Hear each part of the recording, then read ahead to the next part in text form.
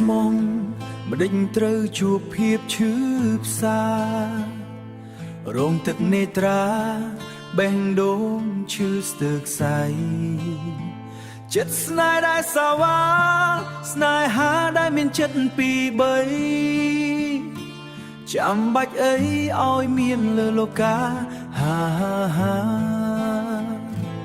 មួយមិនស្កប់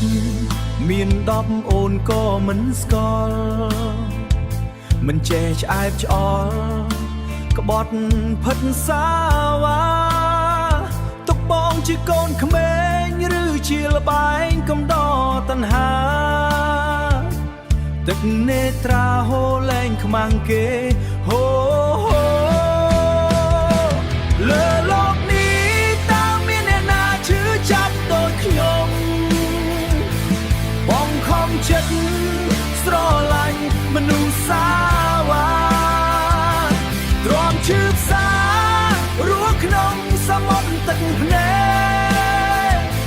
ថ្ងៃនេះស្រែប្រាប់លោកីថាខ្ញុំឈឺណាស់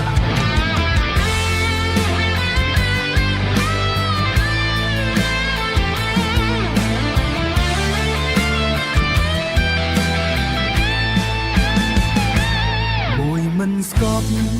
មាន10អូនក៏មិនស្គាល់មិនចេះឆ្អែតឆ្អល់ក្បត់ផិតសាវ៉ាទុកបងជាកូនក្មេងឬជាលបែងកំដរតណ្ហាទឹកនេត្រាហូរលែងខ្មាំងគេហូលើលោកនេះតើមានអ្នកណាឈឺចាប់ដូចខ្ញុំបងខំចិត្តស្រឡាញ់មនុស្សសាវ៉ាទ្រាំឈឺផ្សាររស់ក្នុងសមុទ្រទឹកភ្នែកថ្ងៃនេះស្រែប្រាប់លោកីថាខ្ញុំឈឺណាស់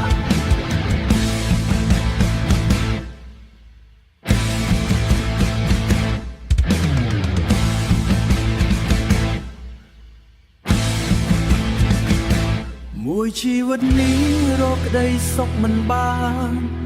ឈឺខ្លាំងណាស់